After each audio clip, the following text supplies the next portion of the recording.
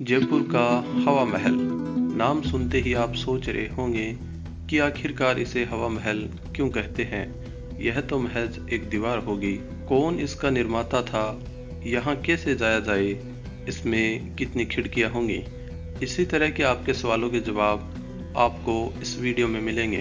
तो बिना वीडियो को स्किप किए अंत तक बने रहें अपने चैनल सीकर स्टडी के साथ। और वीडियो अच्छा लगे तो चैनल को सब्सक्राइब कर बेल आइकन को प्रेस कर लें ताकि हमारी अगली वीडियो का नोटिफिकेशन आपको मिल सके। तो बिना देरी किए चलते हैं वीडियो की ओर। भारत के राज्य राजस्थान की राजधानी जयपुर का राजशाही महल हवा महल, जिसे 1799 ईस्वी में महाराजा सवाई प्रताप सिंह ने बनवाया था और इसका राजमुकुट की तरह का डिजाइन तैयार किया था लालचंद उस्ता ने। बाहर से देखने पर यह महज आपको एक दीवार लगेगी, लेकिन ऐसा नहीं है। यह 5 मंजिला इमारत है जिसमें सबसे ऊपरी इमारत तो केवल 1.5 फुट चौड़ी है।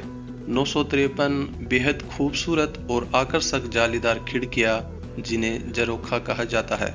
इन खिड़कियों को जालीदार बनाने के पीछे भी एक रीजन था, और वो ये था कि पर्दा प्रथा का पालन करती हुई राजघराने की महिलाएं इन खिड़कियों से महल के नीचे सड़कों के समारोह व रोजमर्रा की गतिविधियों को देख सके। इसके अतिरिक्त एक कारण यह भी था कि तेज गर्मी में भी महल सदा वातानुकूलित रहे, क्योंकि विचुरी प्रभाव के कारण इन जालीदार झरोकों से ठंडी हवा महल के भीतर आती रहती है। लाल एवं गुलाबी बलुआ पत्थर से निर्मित इस महल को सुबह सुबह सूर्य की सुनहरी रोशनी में इसे चमकते हुए देखना एक अनूठा एहसास देता है। हवा महल की ऊंचाई लगभग 87 फीट है। सिटी पैलेस की ओर से हवा महल में शाही दरवाजे से प्रवेश किया जा सकता है, जहां विशाल आंगन है। इस आंगन में एक पुरातात्विक संग्रहालय भी है। इसकी आंतरिक खूबसूरती के कारण ही हवा महल महाराजा जय सिंह का विश्राम करने का पसंदीदा स्थान था। हवा महल के सबसे ऊपरी 2 मंजिल में जाने के लिए सीढ़ियां नहीं है।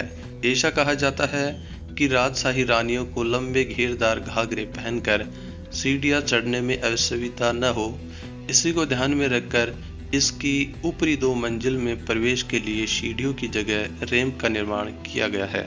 आपकी जानकारी के लिए मैं बता दूं कि हवा महल की देखरेख का काम पुरातात्विक विभाग राजस्थान सरकार करता है। वर्ष 2005 में बड़े स्तर पर हवा महल की मरम्मत और नवीनीकरण का कार्य किया गया। इसके रखरखाव के लिए कुछ कॉरपोरेट घराने भी राजस्थान सरकार का सहयोग कर रहे हैं। हवा महल जयपुर रेलवे स्टेशन से महज 5 किलोमीटर दूर बड़ी चौपड़ मेट्रो स्टेशन के पास ही स्थित है, तो आप बस, मेट्रो, ऑटो से आसानी से पहुंच सकते हैं। हवा महल के सामने आपने लोगों को फोटोशूट करते हुए देखा होगा, लेकिन हवा महल ऐसी इमारत है जिसमें प्रवेश लेने के लिए सामने कोई प्रवेश द्वार नहीं है। हवा महल अपनी खूबसूरती व वास्तुकला के साथ साथ हिंदू, राजपूत व मुगल शिल्प कला का एक बेहतरीन उदाहरण है। इस महल के सारे भागों को अलग अलग मंदिर का नाम दिया गया है। इसके सबसे निचले भाग को शरद मंदिर कहा जाता है, क्योंकि सर्दियों के सारे कार्यक्रम यहीं आयोजित किए जाते थे। सेकंड फ्लोर यानी कि दूसरी मंजिल पर है रतन मंदिर, जिस पर राजा महाराजाओं द्वारा हीरे जवाहरातों की प्रदर्शनी लगाई जाती थी। थर्ड फ्लोर पर है विचित्र मंदिर, जिसमें भगवान श्री कृष्ण की पूजा की जाती थी। चौथी मंजिल पर प्रकाश मंदिर, जहां पर सूर्य व चंद्रमा से संबंधित त्योहार मनाए जाते थे। और अंतिम व 5वीं मंजिल पर है हवा मंदिर। इसी कारण इसे हवा महल कहा जाता है, जिसमें चारों तरफ से काफी अच्छी हवा आती है। यहाँ बीच में फंवारा बना हुआ है, जिससे गर्मियों में यहाँ का माहौल बेहद खुशनुमा हो जाता है। हवा महल के पत्थरों पर की गई मुगल शैली की नक्काशी मुगल शिल्प कला का नायाब उदाहरण है। नवंबर से फरवरी तक हवा महल आने वाले पर्यटकों की संख्या पीक पर होती है। आपको बता दें कि हवा महल म्यूजियम शुक्रवार को बंद रहता है, इसलिए बेहतर है कि हवा महल को अन्य दिनों में देखने आए। हवा महल की एंट्री फीस भारतीयों के लिए 50 रुपये और विदेशी पर्यटकों के लिए 200 रुपये है। और अगर आप स्टूडेंट हैं तो आपको सिर्फ 5 रुपये चुकाने पड़ेंगे। हवा महल घूमने के लिए आपको 1 से 2 घंटे ही दिया जाता है, लेकिन अगर आप कंपोजिट टिकट खरीदते हैं तो आप 2 दिन तक घूम सकते हैं।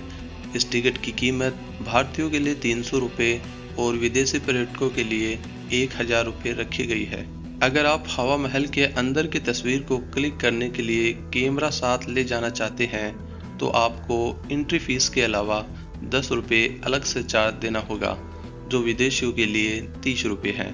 अगर आप हवा महल घूमने के लिए जाना चाहते हैं तो सुबह का समय आपके लिए बेहतर रहेगा, और मेरे द्वारा दी जानकारी देने के बाद अब शायद ही आपको गाइड की जरूरत होगी।